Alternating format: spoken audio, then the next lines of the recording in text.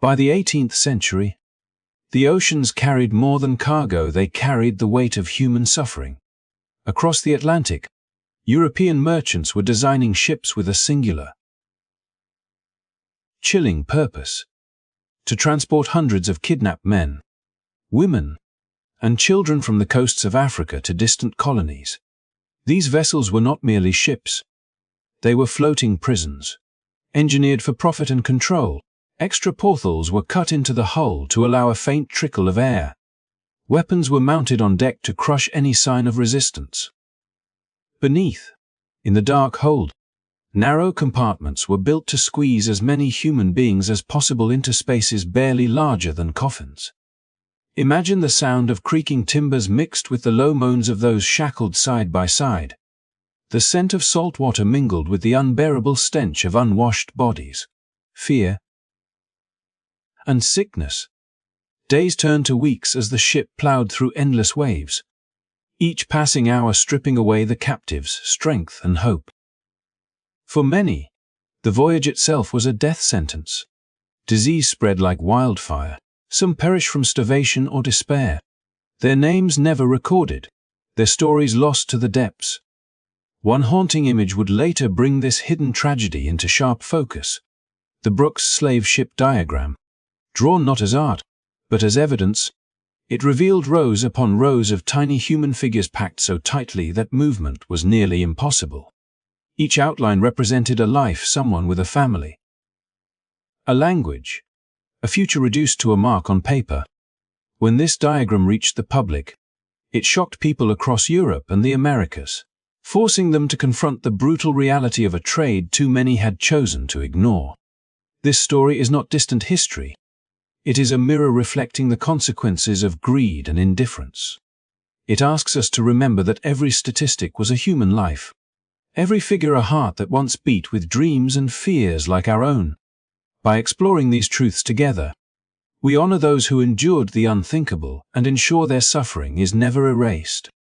If this journey into the past moves you, if you believe these stories must continue to be told, please show your support.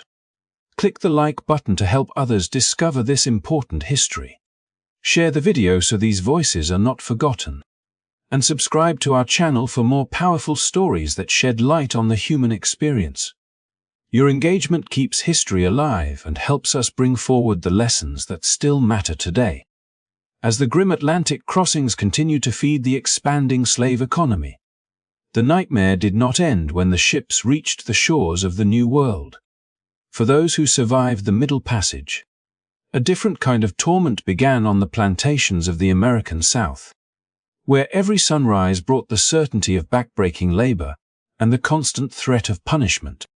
Among the countless people who bore the scars of this system was a man whose story would echo far beyond the fields where he once toiled, a man known to history as Peter.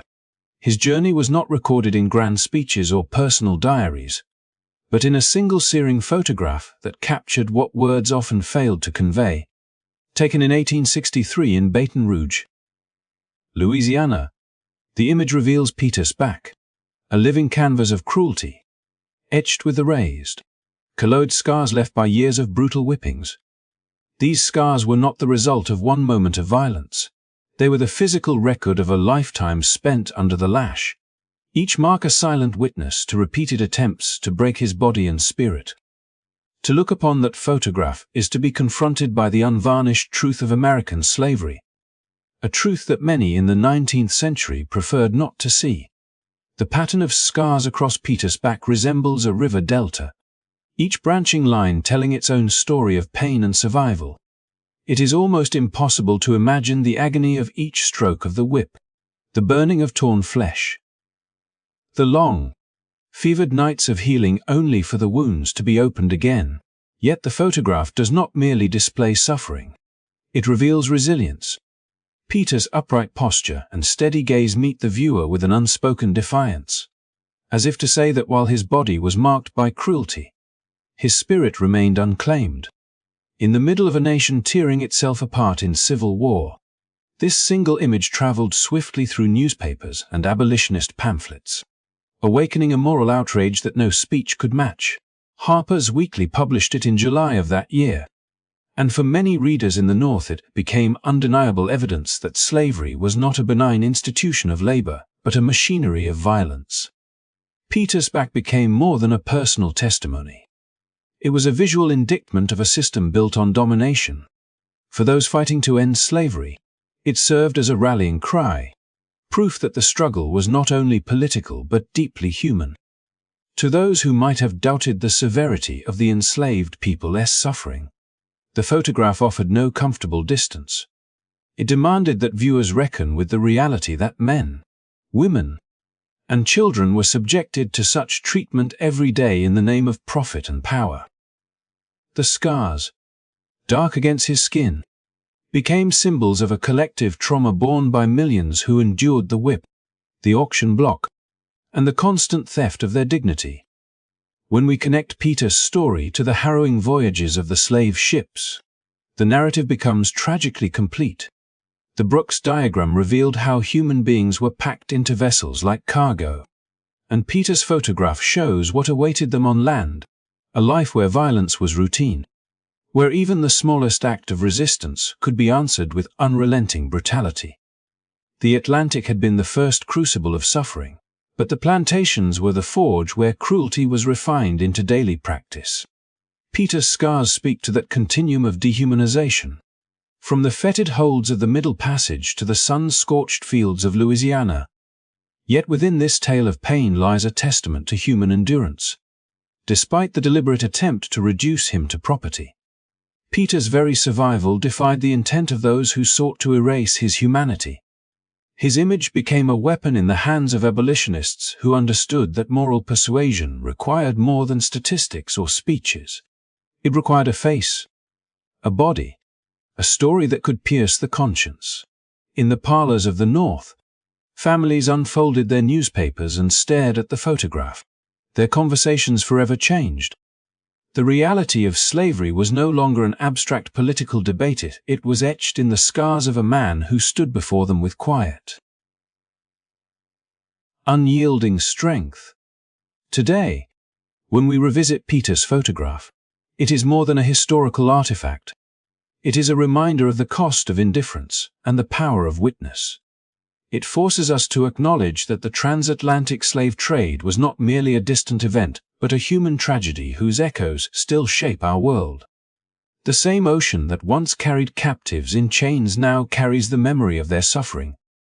And Peter's back stands as a bridge between those who endured the Middle Passage and the generations who must remember.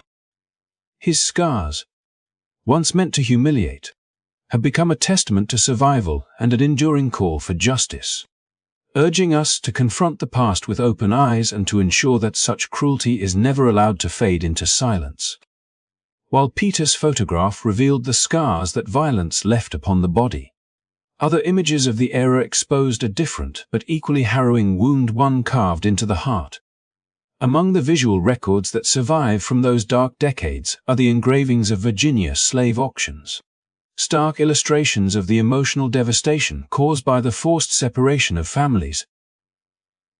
These images, etched in careful lines and printed in newspapers and abolitionist pamphlets, depict crowded courthouses and bustling town squares where human lives were bought and sold alongside livestock and household goods.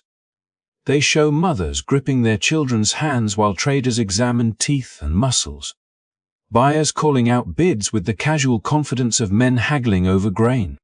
In these drawings, the expressions of the enslaved tell a story that words struggle to capture.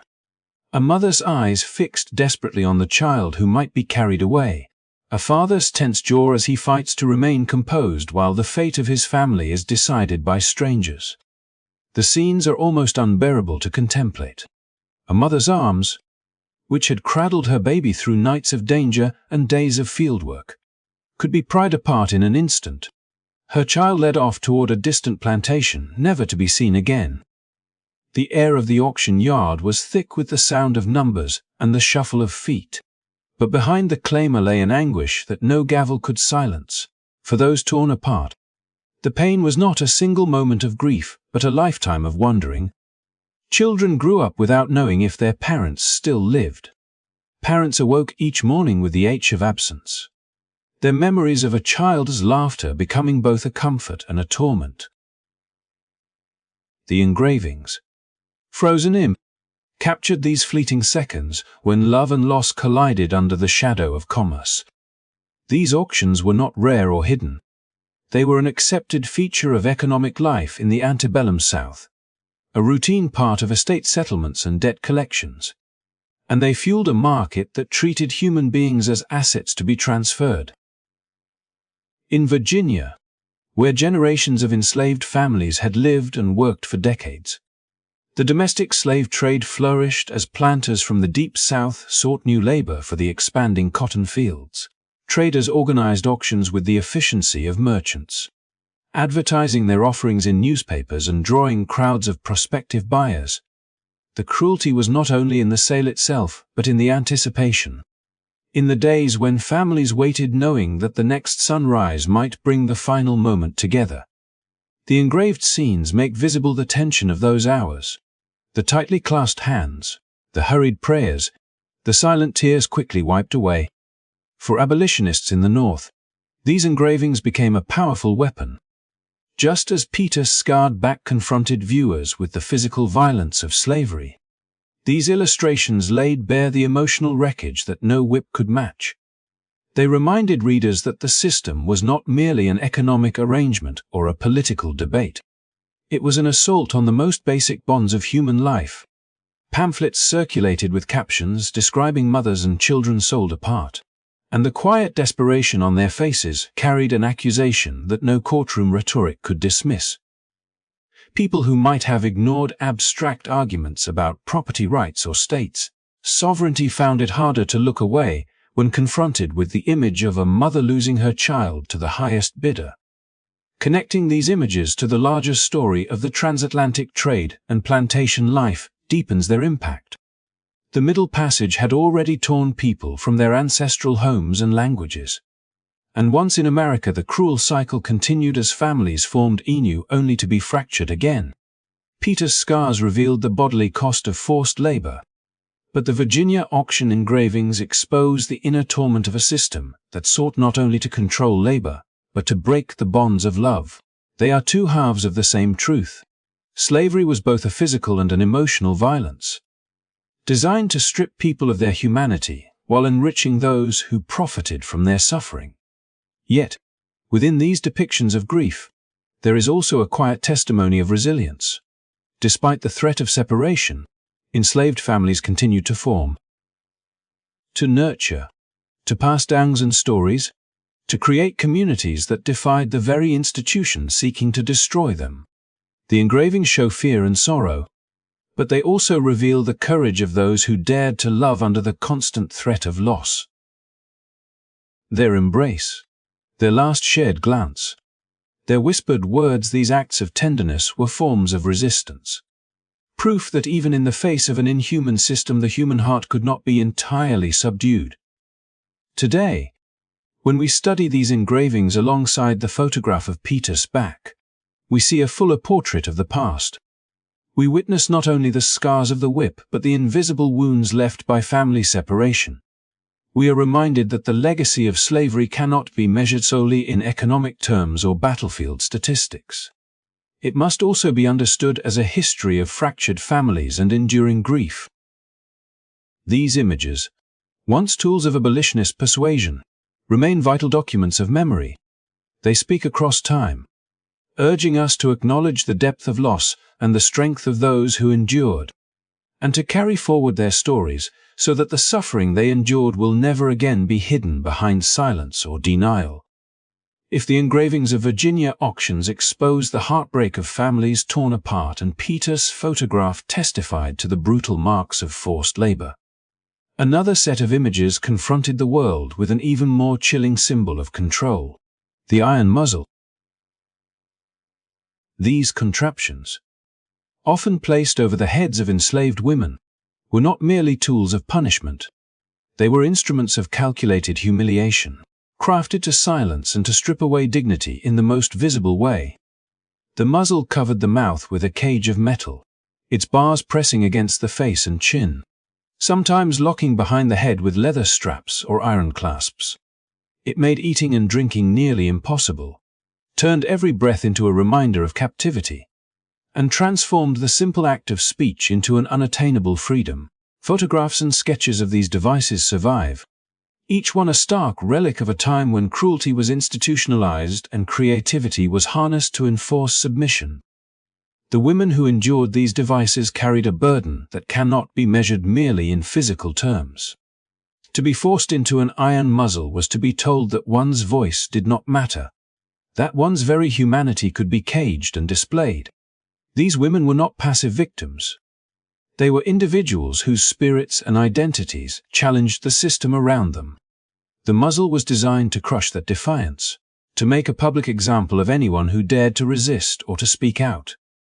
In the quiet agony of those who wore it, the enslavers sought to send a message not only to the victim but to every other enslaved person. Silence is survival, and even your words are not your own. Yet in the very existence of these images, in the careful etchings and the photographs that later emerged, the opposite message endures. Their suffering could not be fully erased, and the record of their ordeal speaks with a power the muzzle could never contain. When abolitionists in the 19th century began to circulate these images, they understood the shock they would provoke. Just as the diagram of the Brooks slave ship had laid bare the calculated logistics of transporting human beings across the Atlantic, and the engravings of Virginia auctions had exposed the tearing apart of families, the iron muzzle became an unmistakable emblem of the system's moral bankruptcy. It was not a distant cruelty hidden behind plantation gates, but a visible artifact of domination. An invention whose very design betrayed the effort to control not only the labor of enslaved people, but their minds and their voices. For readers in Europe and the northern United States, the sight of an iron cage meant to silence a woman was impossible to dismiss as mere economics or regional custom. It confronted them with the reality that slavery sought to master the soul as much as the body. To place these images alongside the photograph of Peter's scarred back and the Virginia auction engravings is to see a grim mosaic of oppression. Peter's scars told the story of physical violence. The auctions revealed the calculated destruction of family ties, and the iron muzzle showed the attempt to annihilate self-expression and identity. Together they reveal that slavery was not only an exploitation of labor, but a full assault on the human person. It was a system built on fear that those held in bondage might speak, might organize, might remember who they were and claim their right to be free. The muzzle stands as a silent but eloquent reminder that even in the darkest times, enslavers feared the power of a voice and the strength of a word. And yet, within these very stories of degradation, there is also the undeniable evidence of resilience. The women forced to wear these muzzles bore them not as an acceptance of defeat, but as survivors of a cruelty meant to break them. Their existence in the historical record, their faces and the memory of their suffering, testifies to a strength that outlived their oppressors' intentions. The same communities that watched families sold apart also nurtured songs, stories, and whispered prayers that no iron could contain. The same world that scarred Peter's back also produced leaders and activists who would one day transform those scars into symbols of moral urgency. The same century that invented the muzzle would, through the courage of the enslaved and the relentless work of abolitionists, witness its own reckoning. Today, when we look upon these images, we are invited to remember not only the cruelty of the past, but the humanity of those who endured it. The iron muzzle, once a weapon of silence, now speaks louder than the voices that sought to suppress it. It reminds us that the effort to dehumanize can never fully succeed, that dignity can survive even the harshest attempts to extinguish it.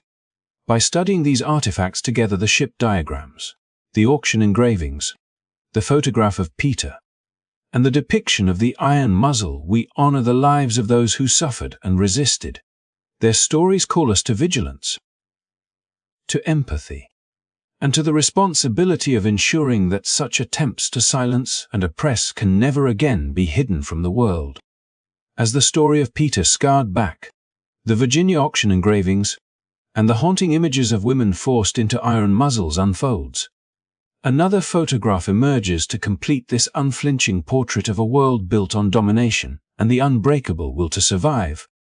It is the image of a man whose neck bears the weight of an iron collar, and whose skin is branded with the mark of ownership. The photograph captures him seated in a simple pose, his gaze steady, his posture quiet yet unyielding. Around his neck, the iron collar encircles like a dark halo, its cruel spikes and heavy metal meant to signal control, to warn him and all who saw him that even the smallest act of defiance would not go unanswered. The brand scorched into his flesh declares in the language of scars that another human being claimed the right to his body. Yet in the stark contrast of his composed expression, the photograph reveals something his oppressors could not contain: the unshaken presence of his humanity. The collar itself was more than a restraint. It was an invention of terror, often constructed with protruding prongs. It made lying down or moving freely almost impossible. A constant reminder that even the simple act of rest could be turned into punishment. The brand, burned into the skin, served as both identification and intimidation, a permanent badge of someone else's power. Together they tell of a system that sought to reduce a man to property, and to make that reduction visible to all. To wear such devices was to be forced into a public spectacle of degradation. Yet the man in the photograph does not shrink from the camera. He does not hide his collar or turn away his branded flesh. Instead, he faces the lens as if to say that the marks upon his body will not define the entirety of his being. For abolitionists of the 19th century, such a photograph carried a force that no speech could equal. Like the diagram of the Brooks slave ship, like the engravings of families torn apart in Virginia, like the photograph of Peter's lacerated back and the sketches of iron muzzles. This single image became evidence that no rationalization or political argument could excuse. Viewers who might have dismissed distant tales of cruelty found themselves confronted by the living proof of human suffering and by the quiet dignity of the one who endured it. The collar and brand were intended to silence and to shame, but in the act of recording his likeness, the photograph transformed these instruments of oppression into an indictment of the very system that forged them. Placed alongside the other images, this photograph deepens the understanding of slavery's many layers of violence. Peter's scars speak of whips and the brutality of labor. The auction engravings capture the agony of mothers and children torn apart. The iron muzzles reveal the determination to extinguish voice and spirit. And now, the branded and collared man embodies the attempt to mark and cage the very identity of a human being, to turn a life into an object and a person into a warning. Each of these images illuminates a different facet of the same machinery of control, and together they create a chorus of testimony that cannot be denied. Yet within the photograph lies something more enduring than the symbols of cruelty. The man's eyes, steady and unafraid, seem to reach across time. They invite us to witness not only his suffering but also his resilience. He is not the sum of the scars or the iron that encircles his neck. He is a person whose spirit survives every attempt to break it. The collar that sought to dehumanize instead becomes, in the photograph's lasting frame, a symbol of the strength that oppression could never erase. His image, like Peter's, refuses to be merely a relic of pain. It becomes a testament to the enduring capacity of human beings to hold fast to their dignity, even in the face of relentless cruelty. In the larger story of the Atlantic world, this photograph stands as both evidence and warning. It tells of a time when human beings were treated as commodities, when law and custom worked together to sanction unimaginable suffering. But it also tells of the persistence of hope and the unquenchable drive for freedom. The same society that forged collars and burned brands also produced voices that would demand abolition, organize escapes, and fight for the recognition of every person's humanity. The photograph, preserved and shared, continues to speak long after the collar and brand have rusted away. When we place this image beside the ship diagrams, the auction engravings, the scars of Peter, and the iron muzzles, we see not only a record of past injustice but also a map of endurance. These artifacts, once used to intimidate and silence, now bear witness to the courage of those who suffered and survived. They call us to remember that history's darkest chapters are also filled with stories of strength and defiance. In the steady gaze of the branded and collared man, the very tools of dehumanization are transformed into symbols of a humanity that no chain could bind and no mark could erase. The photograph of the branded and collared man, like Peter's scarred back, the Virginia auction engravings, and the haunting images of iron muzzles, exposes one dimension of a vast system of suffering. But to understand its full scope, we must return to the sea, where the journey into bondage began, and where even the law's eventual condemnation could not immediately break the trade's grip. Decades after the international traffic in human beings had been formally outlawed by major powers, the slave ship Wildfire was captured off the coast of Cuba in 1860. And the photographs taken of the people found on board offer an unsettling glimpse into a world that refused to yield to the conscience of nations. These images, stark and unembellished, show groups of men, women, and children seated on the deck, their faces weary and weary, their bodies marked not only by the ordeal of capture, but by the harrowing voyage that had already carried them far from home. There is no theatrical gesture in their posture, no staged, only the quiet exhaustion of those who have endured weeks of confinement in conditions meant to crush both health and hope. To those who viewed the photographs when they were first circulated, the shock was immediate. They were not looking at anonymous statistics or distant rumors. They were seeing the reality of a trade that persisted in defiance of treaties and naval patrols. A commerce so profitable that it continued to risk capture and punishment. The Wildfire's captives were rescued before they could be sold. Yet the pictures of their thin frames and guarded expressions told the story of countless others who would never be saved, whose names and faces were lost to the ocean and the plantations that awaited them. These photographs became living testimony, like the image of the branded man or the scars on Peter's back, forcing those who saw them to confront the fact that abolition on paper had not yet brought freedom to the waters where the trade had been born. Alongside these photographs, the enduring diagram of the Brooks slave ship drawn decades earlier remained one of the most potent visual indictments of the Atlantic traffic. Created originally in the late 18th century, the Brooks plan meticulously depicted the lower decks of a slaving vessel, with hundreds of human figures arranged in rows as if they were cargo.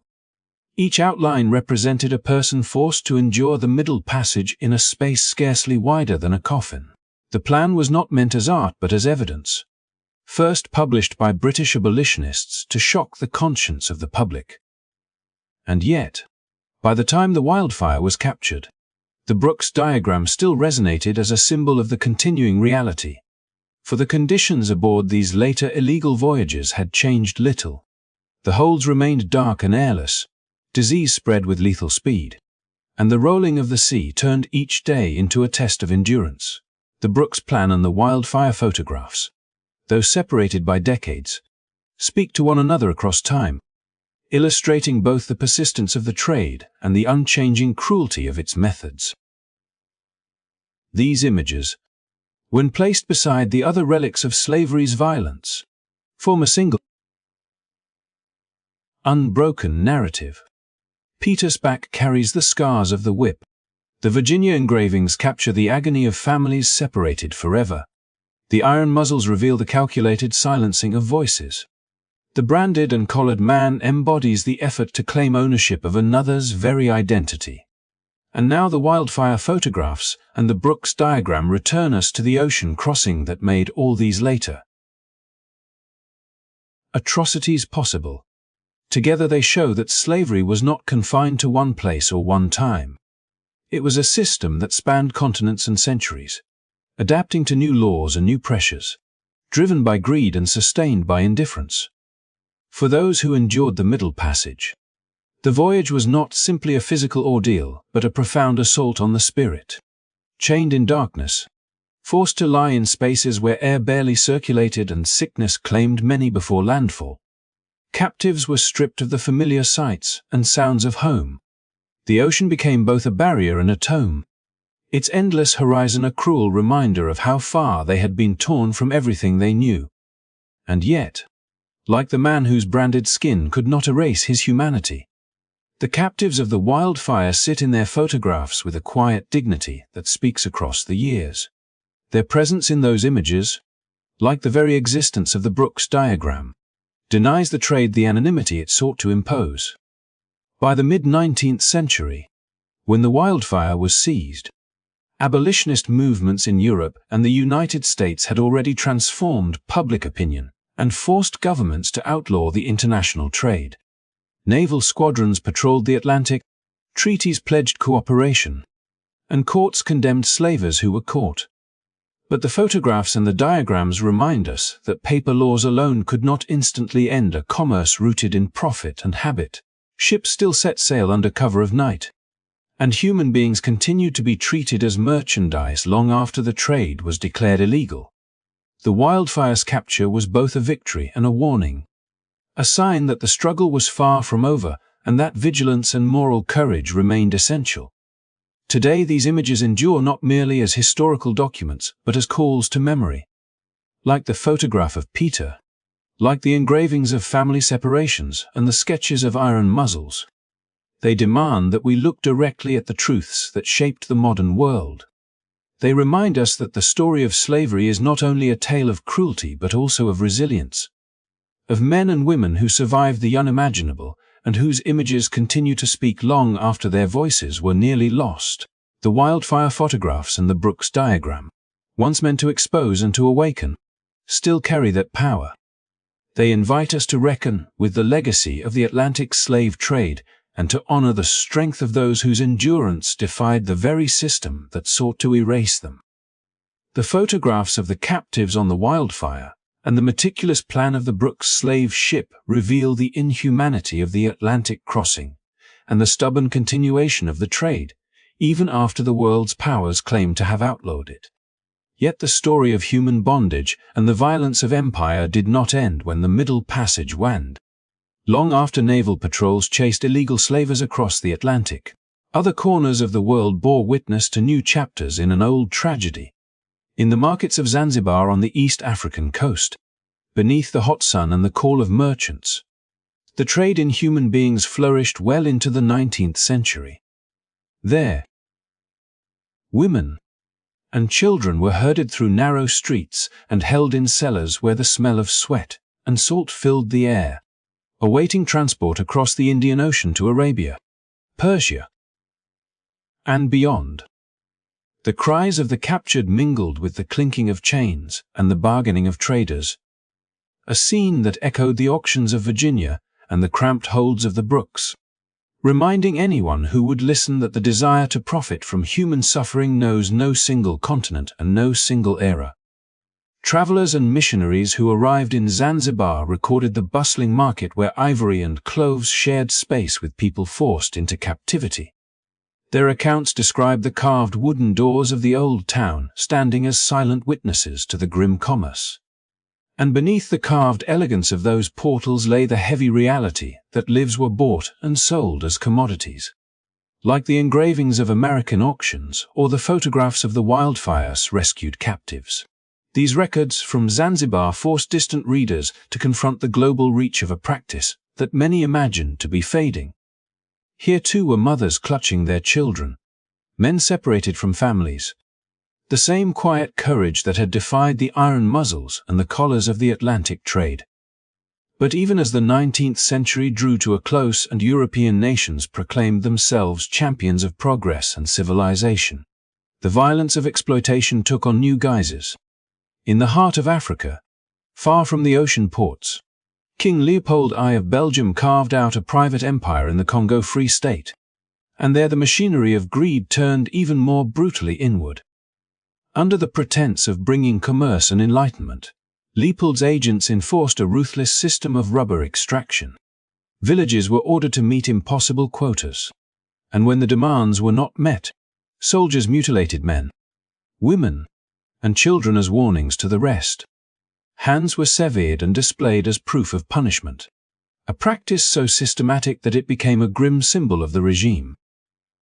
Travelers, missionaries, and a few courageous journalists brought these atrocities to light, their photographs and testimonies shaking the conscience of Europe much as the Brooks diagram and Peter's scarred back had done in an earlier century. The images from the Congo children with bandaged stumps, men staring into the camera with eyes hollow from terror, belong to the same gallery of human suffering that includes the branded man, the women silenced by iron muzzles, and the captives photographed on the deck of the Wildfire. Each picture, each account, strips away the comforting illusion that slavery and colonial violence were confined to a single time or place. They reveal instead a continuity of exploitation, a pattern in which power and profit repeatedly found ways to mask cruelty behind the language of progress or commerce. When viewed together, these episodes trace a line of human endurance and human wrongdoing that stretches across oceans and centuries. The Middle Passage carried countless men and women away from their homelands in darkness and disease. The Virginia auctions made a spectacle of breaking families apart. Peter's scars and the branded man's collar exposed the brutality written on the body. The iron muzzles revealed an effort to silence the very voice of the oppressed. The Wildfire photographs and the Brooks diagram documented the persistence of the trade even after its supposed abolition. And in Zanzibar slave markets and the rubber fields of the Congo, the pattern continued. Old forms of captivity and new forms of colonial extraction, showing that the drive to dominate and to profit adapts but rarely disappears on its own. Yet within this grim tapestry there remains the thread of resilience. The people who endured the Zanzibar markets carried with them languages, songs, and memories that would outlive their captors. The victims of Leopold's regime bore witness through those who escaped to tell the story, through photographs smuggled to Europe, through the voices of campaigners who demanded justice. Like the quiet strength in the gaze of the branded man or the dignified presence of the Wildfire's captives, these survivors remind us that the human spirit cannot be permanently caged, that even when cruelty seems overwhelming, testimony and memory have the power to break through silence. Today these stories stand not only as warnings but as calls to vigilance. They insist that the end of one chapter of oppression is not the end of the book, that the struggle for human dignity must be renewed in every generation. The markets of Zanzibar and the mutilations of the Congo Free State belong to the same history that began in the holds of the Brooks and the auction blocks of Virginia, a history of suffering and survival whose echoes can still be heard. By placing these images side by side, by allowing them to speak to one another across time and place, we acknowledge both the depth of the wrongs committed and the enduring strength of those who endured, ensuring that the lessons carried in their stories will not be lost to forgetting. Their captors believed they could break the human spirit through chains and fear, yet history tells a different story. For those forced into bondage carried with them a defiance that no amount of cruelty could extinguish, and this defiance took many forms. Sometimes so subtle it could almost be missed, other times so bold it shook empires. In the quiet hours of the night, when the plantations or trading posts seemed to sleep, men and women would whisper songs of freedom, pass down forbidden knowledge, or simply slow their pace to reclaim some measure of dignity. These small acts of resistance were seeds of rebellion, each one declaring that their humanity remained intact despite the efforts to erase it. Over time these seeds grew into moments of collective courage, moments when individuals who had been stripped of everything still found the strength to fight back against systems designed to crush them. One of the most dramatic examples erupted on the island of Saint-Domingue, where the enslaved population transformed the French colony into a crucible of revolution. Inspired by the language of liberty that echoed from across the Atlantic yet sharpened by their own unyielding desire for self-determination, the Haitian Revolution began as a series of uprisings in the sugarcane fields and coffee plantations. But it became a movement so powerful that it defeated not just local planters but armies sent by France, Spain, and Britain, empires that had imagined themselves invincible. When the smoke cleared, Haiti emerged in 1804 as the first independent black republic and the first nation born from a successful slave revolt. A living testament to the unbreakable will of people who had been treated as property yet demanded recognition as citizens of a free nation. Their victory reverberated far beyond the Caribbean, frightening those who profited from slavery and inspiring others who dreamed of liberation. Resistance also took shape on the open seas, where enslaved captives sometimes seized the very ships meant to deliver them into a lifetime of forced labor. The Amistad Rebellion of 1839 became one of the most famous such events, when a group of Africans led by Sembi Pai, known in America as Joseph Sinki, overpowered their captors and attempted to sail back to their homeland. Though they were eventually intercepted and brought to trial in the United States, their fight for freedom captured the imagination of abolitionists and forced the American legal system to confront the realities of the international slave trade. The Supreme Court's decision to release the rebels affirmed a principle that resonated across the world: that the longing for liberty is a right no law can suppress. Their courage not only challenged the traffickers of human beings, but also became a rallying cry for those determined to dismantle the very institutions of slavery. Even on plantations where the whip and the overseer ruled, defiance could be found in daily acts that might seem small but carried immense weight. Some enslaved people learned to read and write in secret, risking punishment to claim the power of knowledge. Others sabotaged equipment, feigned illness, or slipped away for brief moments of reunion with loved ones separated by sail and distance. These were not mere gestures of frustration. They were declarations of identity and agency, statements that no matter how harsh the conditions, the enslaved remained human beings capable of choice and will. Each quiet refusal echoed the same truth proclaimed on the battlefields of Haiti and the deck of the Amistad: that freedom is not granted but taken, nurtured in the heart until the moment to seize it arrives. These stories of resistance thread through the long history of human captivity like a bright, unyielding cord, binding together generations who refused to accept the world as their oppressors defined it. From whispered songs in the night to revolutions that redrew the map of nations, the enslaved demonstrated again and again that the yearning for liberty could not be silenced. And in doing so they shaped the course of history, reminding us that even in the darkest times the human spirit can rise, unbowed and unstoppable. As the tide of resistance grew stronger and the hidden stories of suffering began to surface, the world beyond the plantations and slave ships could no longer claim ignorance. Art and photography, once used to celebrate wealth and empire, became unexpected weapons against the very system they had often served. Among the most haunting of these cultural interventions was J. Turner's monumental painting known simply as The Slave Ship, a canvas awash in fiery reds and storm-tossed seas. Turner, a master of light and atmosphere, captured a moment of almost apocalyptic fury: a slave vessel caught in a raging tempest, its crew having thrown chained captives overboard to drown rather than allow them to be discovered by inspectors or rescued. The painting's swirling sky and churning water seemed to cry out with the voices of those lost, transforming a scene of human cruelty into a spectacle that demanded moral reckoning. Viewers in Britain and beyond could not look away.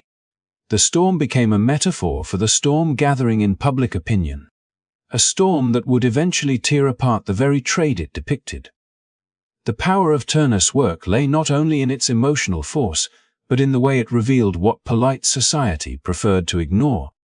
At a time when financial fortunes across Europe and the Americas were tied to the labor of enslaved people, the painting forced audiences to confront the human cost hidden behind sugar bowls and cotton fabrics. It gave visual form to the whispered testimonies and scattered reports of atrocities that abolitionists had struggled to bring into the open. Art critics debated its violent beauty, but for those who longed for the end of human bondage, the painting was more than art. It was a rallying cry, proof that the horrors of the trade could be made visible and undeniable. Photography, a new and startling technology of the 19th century, carried that same mission of revelation.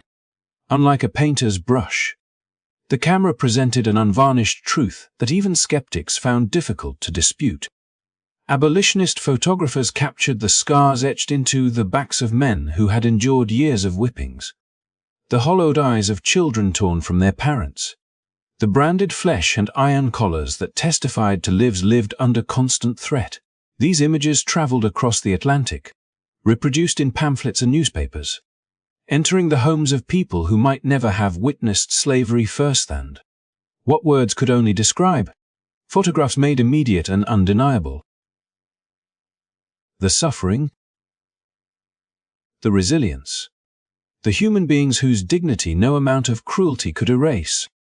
One particularly striking photograph showed the back of a man named Peter, his skin a map of scars, a living document of the brutality he survived. His image, circulated by abolitionists, spoke a language beyond speeches or petitions. It made the cruelty visible in a way that even the most eloquent advocate could scarcely achieve. Viewers who might have dismissed stories as exaggerations were forced to reckon with what their eyes could not unsee. Similar photographs of women forced to wear iron muzzles, of men collared and branded, of families sold apart in Virginia auctions, created a visual archive of both pain and perseverance, reinforcing the testimonies of those who resisted through quiet acts of defiance or open revolt.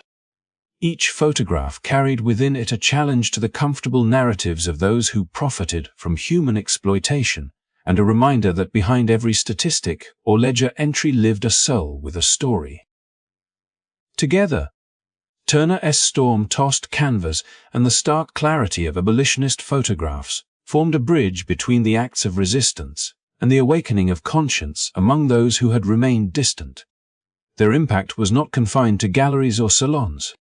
They fueled debates in Parliament halls, inspired sermons from pulpits, and lent urgency to political campaigns calling for the end of slavery. They transformed art and photography into tools of justice, instruments not merely of documentation but of transformation. By giving shape and color to both the suffering and the indomitable spirit of the enslaved, these works became part of the same global narrative that stretched from the whispering songs of defiance to the revolutions that broke empires, proving that the human desire for freedom could be neither hidden nor silenced once the truth was laid bare before the world. When the Civil War finally ended and the United States celebrated the abolition of slavery with the ratification of the 13th Amendment, many believed the nightmare had ended for good. Yet in the shadow of emancipation, a new and insidious system of exploitation quickly emerged, proving that freedom on paper did not always translate into freedom in life. Across the South, laws known as black codes were enacted to criminalize everyday behaviors for newly freed African Americans. Something as simple as walking without proof of employment or gathering in groups could lead to arrest. Those arrests were not random acts of law enforcement. They were calculated steps in a scheme to feed a new engine of forced labor known as convict leasing. Under this system, men and in some cases women and even children were arrested on the flimsiest of charges, fined amounts they could not possibly pay, and then leased out to private companies, plantations, and industries desperate to rebuild their wealth. The 13th Amendment had abolished slavery except as punishment for a crime. And those words became a loophole wide enough to drive entire industries through. For the corporations and local governments that profited, it was a bargain. The state supplied workers for a fee, while the prisoners endured grueling conditions with little food, no wages, and no legal recourse. In coal mines, turpentine camps, and railroad gangs, thousands toiled under brutal supervision, often chained and beaten. Their lives strikingly similar to the bondage their parents and grandparents had endured. The human cost was staggering. Death rates in some convict labor camps exceeded those of plantations during the height of slavery. The promise of freedom that had inspired generations of enslaved people was betrayed by a system that wore the mask of justice while perpetuating oppression. Families were once again torn apart as fathers and sons disappeared into chain gangs, and the terror of unjust arrest kept entire communities in a state of fear. For many Black Americans, the era that followed the Civil War was not a period of liberation, but a different chapter in a long struggle against exploitation. This pattern of racialized labor exploitation did not end with the 19th century. Well into the early decades of the 20th century, convict leasing remained a profitable business, and when it was finally abolished in some states, it gave way to equally coercive practices such as peonage and sharecropping. Each new system bore the same underlying logic: to control black labor and maintain white economic power. Even as the nation entered a new century, the echoes of slavery reverberated through policies and practices designed to deny equality and opportunity.